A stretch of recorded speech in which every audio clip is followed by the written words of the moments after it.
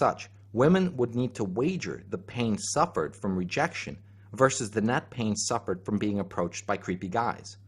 As women still prefer to be approached, it is necessarily the case then that there is substantially more net pain associated with the active courting strategy of risking rejection than the passive courtship strategy, which may involve being approached in a painful manner. If this were not the case, women would actively approach men as the less painful of the two options. So, in this way too, men defer to women where the active-passive courtship strategy is concerned.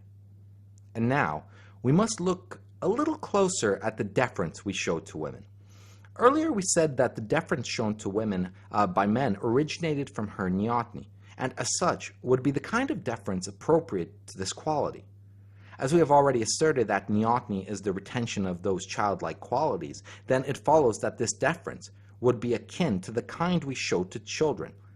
Though we do not treat women as children, we defer to them in ways equivalent to children. So, how do we defer to children?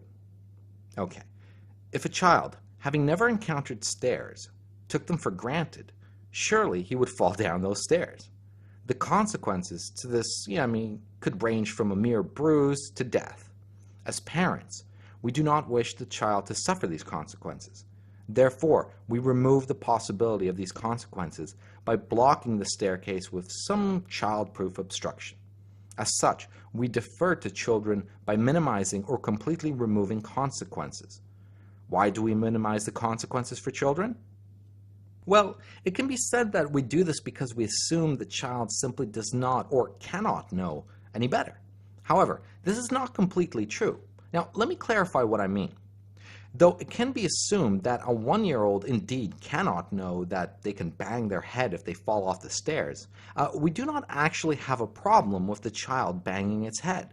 For if indeed we did, we would also need to safeguard the cushy sofa in the living room to prevent the 1-year-old from banging their head against that too. No, we do not have a problem of them banging their head. We are attempting to prevent them from banging their head against something hard, as banging your head against something hard will lead to pain, of which we consider death of the highest kind. Therefore, it follows that the consequence we guard children against is pain. So we defer to children in ways that minimize or eliminate the child suffering pain. But is this the extent to which we defer to children? Do we also defer to children by granting them pleasures? For there are many parents who spoil their children with extravagances if they can afford them, while many who cannot afford such extravagances would do so if they could. Do parents not say that they want their kids to have a better life than they did? Yeah, they do.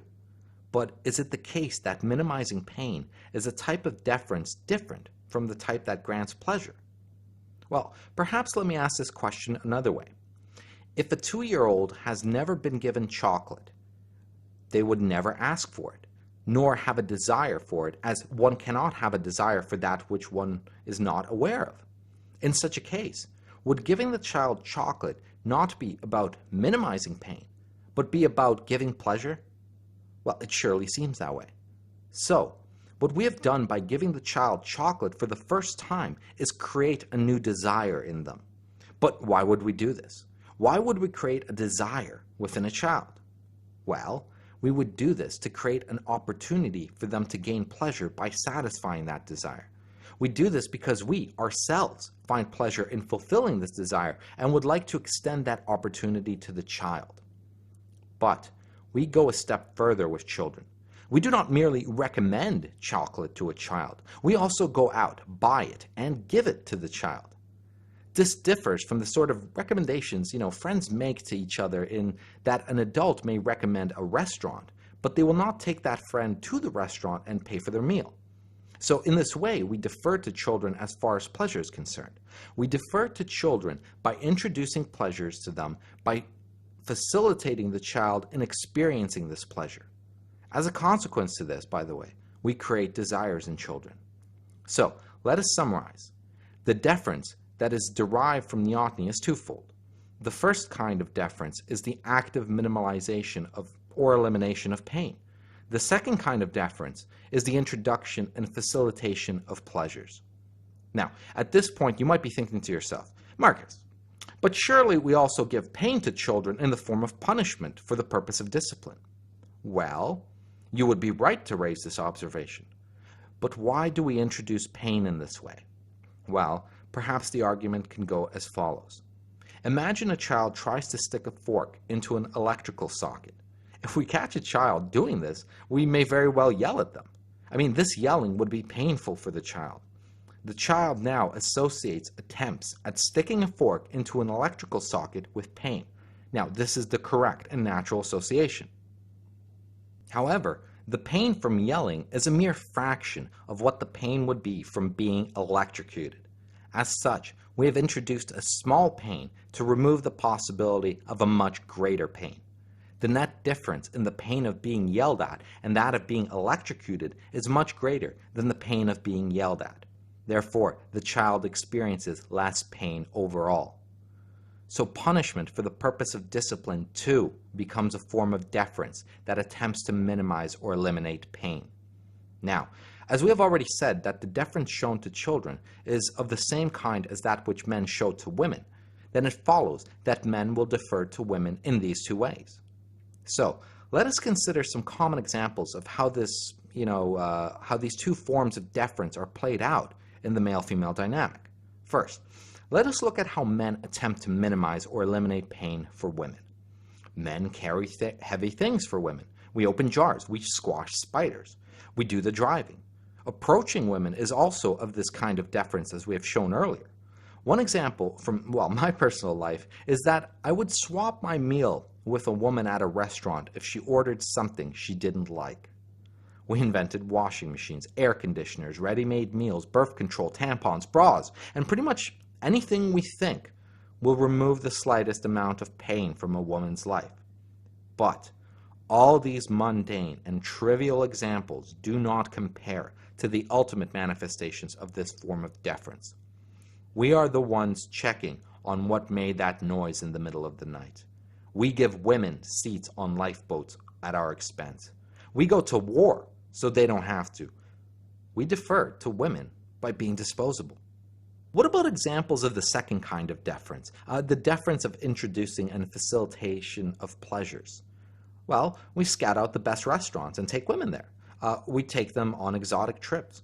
We plan scavenger hunts for their birthdays. We write them poetry. We open doors, pull out chairs, and perform all the other forms of chivalry. Hell, we invent all sorts of systems of conduct that will give them a feeling of being special. And the most damning of all is that we introduce women to the lovely idea that it is men who are to pay for everything by actually paying for everything. The notion of being pampered, spoiled, the princess. I mean, men will introduce the pleasure of being fought over to the extent that the Trojan War has set the precedent that the love of a woman is worth the death of thousands of men in its pursuit. Do men know any of these pleasures for themselves? No. But we introduce them to women nonetheless, for we can imagine how awesome they can be. These two deferences can be expressed with these simple sentiments. I would never allow any harm to come to my children or wife. Nothing is too good for my children and wife. And of course, women and children first. But then, what is it exactly that hitting the wall means? Well, as we had stated earlier in the video, it is what a woman experiences when she loses her neoteny. But what would cause this loss of neoteny? I mean, surely there's some connection to age, but that is not sufficient to account for it. After all, men lose their neoteny at a much younger age. What causes this loss of neotenous features in women in their late 20s and early 30s is the same thing that causes men to lose their neotenous features when they start to hit puberty. A surge of testosterone in their bloodstream. The body chemistry of a woman alters in a subtle way that allows for the effects of testosterone to have a more pronounced effect on the woman. This is documented in the book by Dr. Crenshaw entitled The Alchemy of Love and Lust. Now, there is another phenomenon that has been floating around at the level of common knowledge these days. It is the notion that women hit their sexual peak in their mid-30s. Now, I'm inclined to accept this observation to the extent that sexual peak is understood as desire to have sex. I dismiss the notion that a woman's sexual peak is in her mid-30s as far as ideal age to give birth. I mean, we clearly know that the chance of birth defects and miscarriages increases significantly as a woman approaches her 40s. Now, this sexual peak very nicely coincides with the concept of the wall. Well, if indeed testosterone begins to be a more significant player in a woman's chemistry, then the loss of neoteny and an increase in sexual drive indeed makes sense for a woman in her early to mid-30s. But if this is the case, then what is the existential consequence of hitting the wall? Firstly, when a woman loses her neoteny, she will necessarily lose those subtle traits that give her her feminine aura. She becomes more masculine. I mean, she acquires traits that make her look more like a man. If this is the case, then it's no surprise that a man will find her less attractive. As a further consequence, the deference she had experienced to this point will begin to decrease as she's no longer of a kind who commands deference. The world becomes crueler. The behavior she had come to expect from men becomes less common. I mean, men seem to turn meaner. It appears to her there are more assholes than there used to be, that men have somehow gotten worse. Where have all the good men gone? I mean, she begins for the first time to experience just behavior towards her as opposed to deference. However, as she has lived a life of being deferred to and had considered that normal, just behavior appears unjust. And with the sense of injustice come the feelings of anger, like Aristotle would say. She will feel anger, but not quite be certain what to direct this anger at. So in this way, it must follow that when a woman hits the wall, she in turn experiences her own form of the red pill rage. Let's refer to it as the post-wall rage. Now, the two types of deference we had enumerated previously need to be evaluated post-wall. The first type was the minimization or elimination of pain. So, leading up to the wall, men would attempt to make life as painless as possible for women. After the wall, it would follow that men slowly stopped to defer in this way. As such, women would now begin to suffer natural consequences more frequently. Now, these natural consequences would be of two types. The first type would be consequences that she had never suffered before, or only very rarely, such as being refused assistance or being passed over. The second type of consequence would be of the type that she only knew by proxy. And the proxy style of consequences would be akin to the child who was yelled at instead of being electrocuted. And a real-world example of this proxy consequence would be something like the following. Imagine that a woman who owns a car always had a man bring her car in for oil changes. Though the woman paid for the oil change, she was never inconvenienced in having to bring in the car to the shop herself. And though this might seem like a contrived example, it's really a placeholder for any pain that was partially mitigated for her by a man. So coworkers helping her with her work, or being helped while moving, babysitting her pets, getting lifts, not having to do the driving, being allowed to cut in line, and so on. These are all subtle examples of how a portion of the consequences are offloaded to a proxy. So, where she would previously enjoy her full paycheck while offloading a portion of her work on a male coworker, she is now required to exert the full amount of effort for the same pay. In the same way, where she would previously enjoy the benefit of owning a pet and still have the convenience to drop it off when it inconvenienced her, now she is stuck with either paying someone for the same benefit or foregoing the freedom that not having a pet has.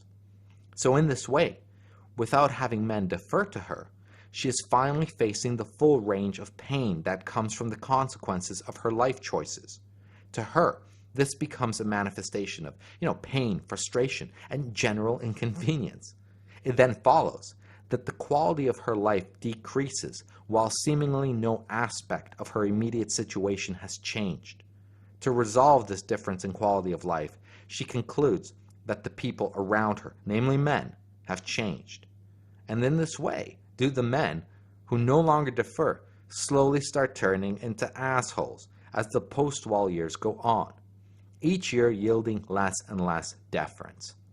The second type of deference, the sort in which men would introduce and facilitate pleasures, also begins to go away. However, something very interesting happens here. You see, we said earlier that when a new pleasure is introduced, it also has the consequences of producing a new desire. As such, our post-wall woman had over a decade of men introducing desires into her. And these desires, however, up to this point, were also being fulfilled by men. Post-wall, however, the desires in her remain, but the fulfillment of them begins to disappear. So she is left with memories of various pleasures men used to facilitate but no longer do. And in this way, too, men appear worse than they used to be, for she does not see that men still facilitate pleasures for women. She does not see this because she is no longer of the kind to which those men would defer to. Where men used to put in the effort in orchestrating a date, now, well, they merely show up and wing it. And of course, she might have to pay for herself on a date as well.